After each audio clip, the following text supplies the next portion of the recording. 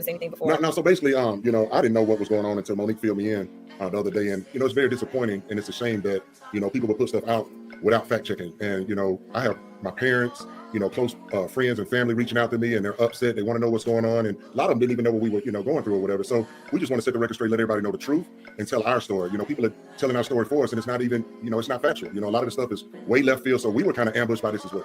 Yes. So, all right. So I had to write some thoughts down. She's going to be prepared. Because y'all know, I had to get my bullet points together because there's so many things and there's never one way to explain the situation. It's just our way. So everybody want a statement? Here goes a statement. Okay. So it's no secret that Chris and I have been struggling in some areas of our marriage.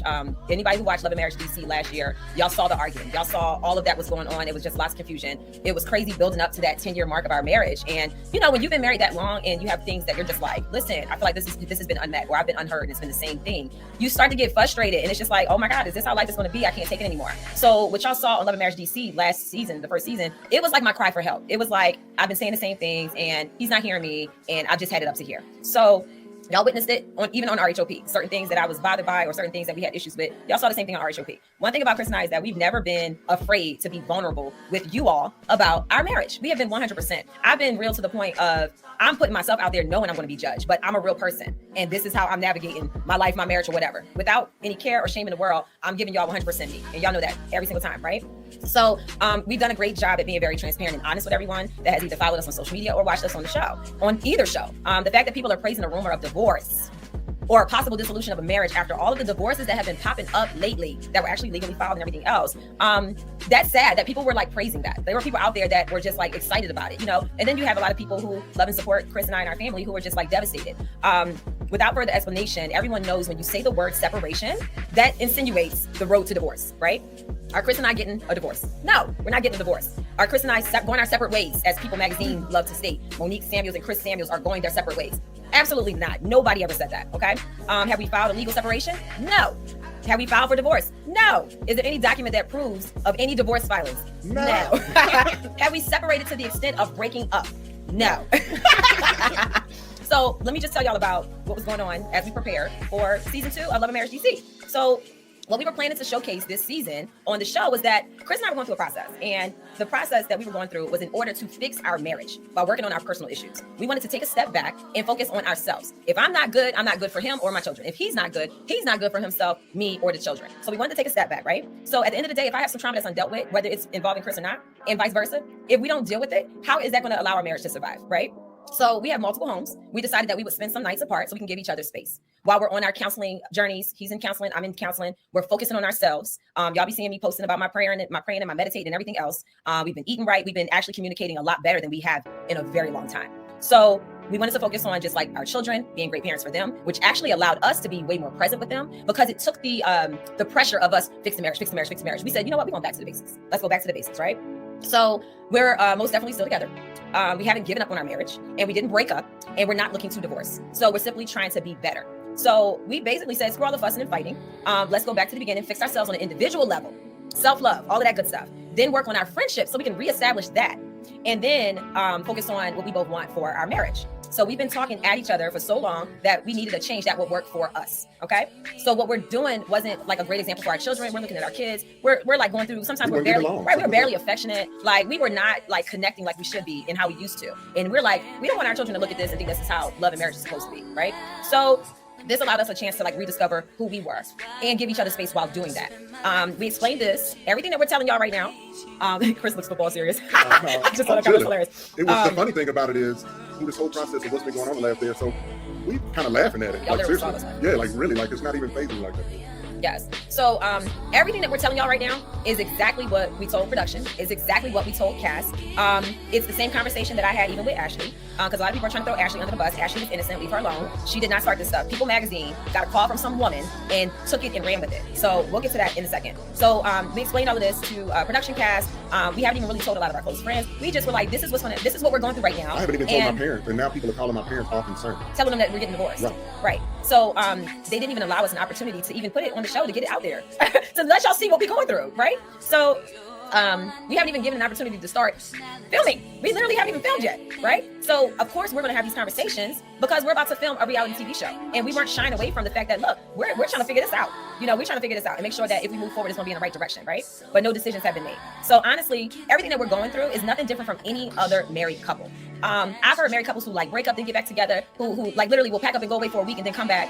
I've heard of all kinds of situations, which actually gave me comfort because I was just like, okay, we gonna work through this, you know? And if we don't, we don't. So honestly, none of this is anybody's business right now. If we decided that we were going to ultimately either legally separate or get a divorce, at that point, it would have made more sense for us to then go public, right? So we have a lot of supporters. Everybody that's here, some of y'all support, some of y'all don't, some of y'all are just here just for whatever. And that's fine. I appreciate you get my views up. So that's all good because I'm monetized. So anyway, we have a lot of supporters.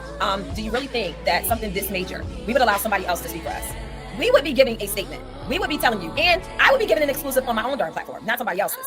So Only kept telling me, Chris, create this, create that, date nights, do this, do that. Like, I'm doing all of the work. Right. And it felt like I was holding the weight of the marriage, the children, I put way too much the on household. And when y'all saw me on Love and Marriage DC last season, she was burned out. I was at my wit's end. I was so tapped out. I was so just overwhelmed. And then when you're filming reality TV, add that into the mix. It was too much. And he just wasn't hearing me. Right. So yeah. Let me finish. So basically, after I left that conference, literally changed my life, my attitude about life. I feel like it saved my life. When I talk to my kids, it's not just a quick yeah, in one ear and out the other. No, I'm in depth with the conversations. A lot of times when I would pray with my kids, when I put them to sleep, Lord protect them, da-da-da-da. No, now I'm praying with passion over my kids. I'm praying for their future. I'm praying for, you know, their spouses, their kids, leadership, protection, and everything else. I prayed with Moni, and I told Moni straight up, I'm gonna be real with y'all. A lot of people came down on Moni about this last season, and it was some intense moments, some things I didn't like. I'll be honest with you, but it was the truth. And when I prayed with Moni, I said, Lord, thank you for a strong woman that held me down when I was asleep for 12 years. Literally, not 12 years. And that was after I retired. 12 years. Stop it, girl. But no, seriously, I said, Lord, thank you. When God says he gives you a helpmate, he gave me the perfect helpmate. Because literally when I was in sleep mode, not passionate about anything, and I put a stamp on everything of what I provided, that wasn't what she wanted. She wanted me. She wanted vulnerability. She wanted me to talk to her in depth. Intimate conversation. Right. She wanted equal partnership, not the money. She wanted me to put input into the family. And I love my family. I love them the way I thought they should be loved. But at the end of the day, it wasn't until I went down to Florida, shout out to Caleb on it. Like Caleb literally set this whole thing up, and I won't give his whole story of why he set it all up. But I'm in a room with 20 other guys that felt like I felt, retired NFL guys, not passionate about anything because they didn't understand that it was all about football. Now that we're transitioning over, what's next? And we're trying to figure it out. Woke me up about life. Literally, when I wake up in the morning, 7 o'clock, I'm watching the sun come up, I'm happy about it. When I'm jogging down the street, I'm happy about it. When I'm with my kids, I'm happy about it. I told Monique, I'm going to be the best husband I can be. I've made a lot of mistakes in this marriage. We both have. But we're fighting to change the narrative. I'm going to therapy. I'm dealing with childhood traumas, different things that we've been through. And let me say this. When I said Monique is one of the strongest people I know, I meant that. She's been through a lot for the last few years, a whole lot. But you know what? She tied her boots up and went to work and did what she had to do. All right. She held me up when I was in sleep mode, held it down, and I appreciate her for that. But I told her, now you can rest. I understand what I was going through, what I was dealing with. I said, I'm wide awake now. I'm hungry about life. It's like a bear, been sleeping for 12 years, lost a lot of weight. But when that bear wake up, he ready to eat. So I'm ready to eat about life, my family, and everything else. So that's what was going on. And I'm saying this right now. My wife had my back. Was she frustrated? You know, was her tone out of line at times? Yeah. But at the end of the day, I should have never been in sleep mode to put all that on her. Way too much. But I thank God the strength that he put in her to where she did what she had to do for this family. Now I'm wide awake. You're welcome, baby. It's the truth. I'm just being real. Yeah. All right, I'll be quiet. You ain't gonna be quiet. No, I'm just. Oh, look at you. I'm bragging on you. Know you want to keep talking. You can keep talking. No, but it's the God's honest truth. And going to therapy, I'm dealing with stuff. So another issue is Monique was like, you don't talk to me, you don't share. Well, I've been hurt so much, y'all, by people that was really close to me through the years, really close to me, friends and family. And it wasn't until recently where I really have released it. I've forgiven those people for doing what they've done to my family or doing what they've done to me individually. I forgave them. So the thing is, I held back a lot of real stuff from my wife or how I was really feeling. The communication wasn't there because my heart is scarred. It was scarred. And I held back a lot of stuff from my wife. So now I'm going to therapy. I have an amazing counselor. He played 2 years in the NFL. He's an older gentleman. He's 84, a lot of life experience. And I'm digging up a lot of this stuff, dealing with it, and I'm putting it behind me so I can be the better me, number one. Mm-hmm. Yeah. And it's crazy because I didn't understand like how to get through to Chris. Like I didn't know what to say that would allow him to see that I could understand what he was going through, being a retired athlete and you're comfortable and you're just like, okay, I've achieved the highest of the high at such a young age and I'm good. And it wasn't that I was like wanting him to go out and work. I just wanted him to just be more present, So it was a blessing. One of my friends reached out to me with the camp, the retreat that he went to. She reached out to me and sent that information to me, and then I passed it on to Chris. And I'm proud that he actually followed through and went down there and had a great experience. So yeah, it's been really it's been very challenging. But we're at a place where it doesn't matter which direction we go, whether we continue in this marriage or whether we down the road say, you know what, maybe we're better friends. It doesn't really matter because we still have love for each other. Like we love each other, There's times in marriage where you just fall out of love. You know what I'm saying? You still love the person, but you're just like, we're not connecting. We're so far apart from each other, even when we're sitting next to each other. And we went through all of that.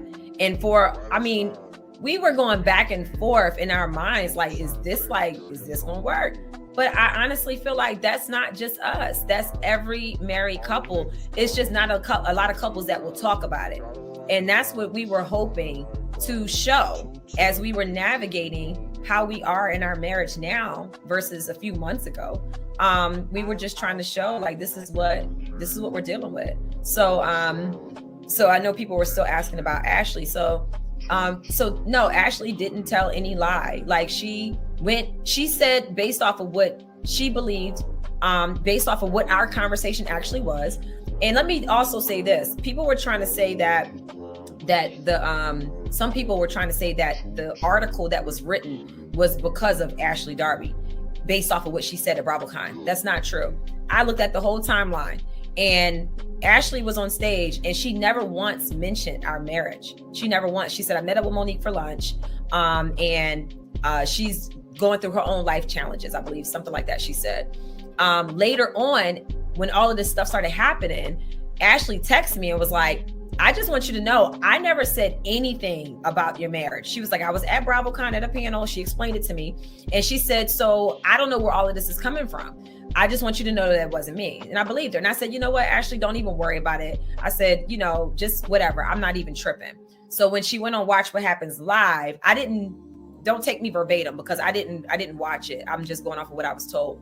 She went on Watch What Happens Live and apparently Andy asked her about it. And then she said something to the extent of separation or whatever, which is fine because people have different definitions of what separating is. Most people, when you hear separating, that sounds like we're on our way to get divorced. Separating for some people means we're seeing other people. We're done. We're just waiting to sign paperwork. And that's not where Chris and I are. We're just working on ourselves. Like we're still in this marriage and it's not always easy, but we're still in this marriage. So the other thing was, let me see, Ashley. Somebody say Chris look like he's about ready to eat that booty. I'm not a booty eater now. I might be nasty, but I ain't that nasty. Oh man. So yeah. So they ran with what she said. Yeah, they didn't run with what she said. People Magazine came out with that article, and then even in their article, they said that Ashley had said that she had went to lunch and I was dealing with my personal whatever. There was they had no confirmation. That did not come off on Ashley at all. That I don't know who. My publicist was told by several outlets that some woman was calling around telling this to all of these different outlets. That's and just I guess sick, people for picked it real, up. if you think about it. Who knows? Who knows what the real story is? I just think that it's like very interesting that, I mean, we haven't even started filming yet. And this is already the tone of like, come on, y'all. So yeah, at the end of the day, it is what it is. What there was something else. People were talking about BravoCon. One of my friends texted me today and was like, why is your house still on Potomac and it's season 7? You ain't been there in 2 seasons. And sent me a screenshot. Why is our house on Potomac? Don't nobody live in Potomac but us and Karen. Why is our house on Potomac? We ain't been on that show in 2 years. Like, what? But anyway, people were asking about wrinkle neck. And she was saying something out the side of her neck about me being escorted off the red carpet or something like that at the Woman King premiere. And I got this in bites. So this was what was sent to me. Something about, she said that she was standing next to Viola Davis on the red carpet interviewing, and I got escorted off. First of all, if you are standing on a red carpet next to Viola Davis, why are you worried about me? Why are you even looking in my direction? That's number one. That was cute. Number two, I didn't get escorted off the red carpet. I did interviews as well. I was waiting for her neck to get off the carpet with those big cankles to escort those off the carpet. I think somebody had to escort those cankles off the carpet. So I was waiting for her to dismiss herself so then I could proceed on. And I took pictures with my Good Morning Show crew, WPGC 95.5. I'm on the morning show. So I'm on from 6 a.m. to 10 a.m. every morning. We were there and present. And then I took pictures with my girls from Love and Marriage DC. Me, Ashley, and Arena, we took pictures. I did a couple interviews. Ashley did a couple interviews.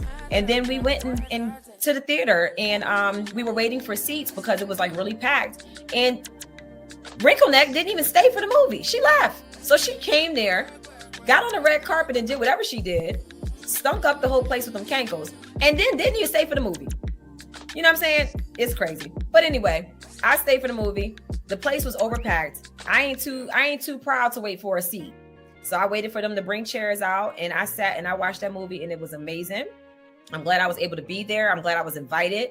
I'm glad I was able to give my opinion of what that movie meant to me as a Black woman. So it was incredible. And that really should have been the focus of the red carpet event, was showing Black love, showing how Black women have done some amazing things in history that have been overshadowed and overlooked for a lot of time. There are queens out there that people don't even know about. Queen of Zinga, Queen of Monarinas. There are queens who was running stuff. So the fact that they did this movie and they showed a true representation of what it means to be Black, that should have been the focus, not me looking amazing in my orange that night on the red carpet. But it's all good. We all have our fetishes, and apparently I'm somebody's.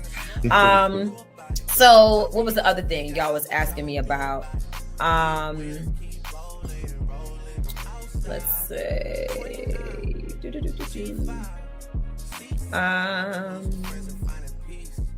Yeah, so I think that was it, right? Was that it? What was my phone going on? Oh, okay. Is that everything? I think so. Everything. Did y'all have any other questions? Somebody said turkey neck. I saw gizzard neck too earlier. I'm not gonna pick one.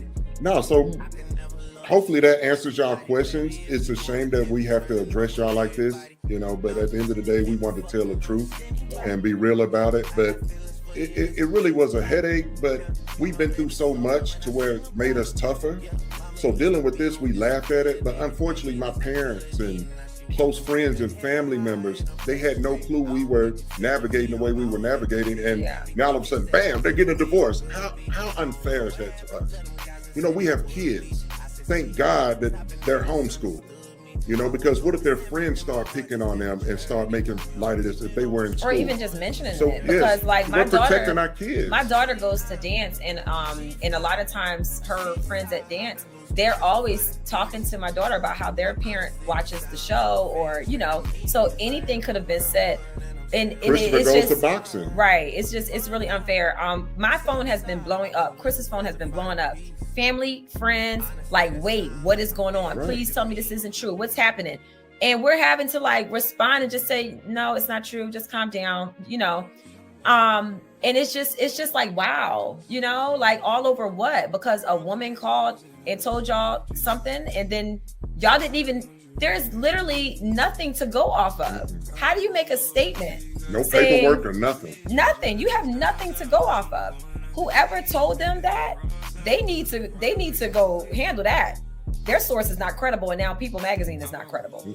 You know what I'm saying? So when are y'all getting pregnant again? Excuse me, no. That's one thing we can confirm. That's not yes, happening. we are not. Well.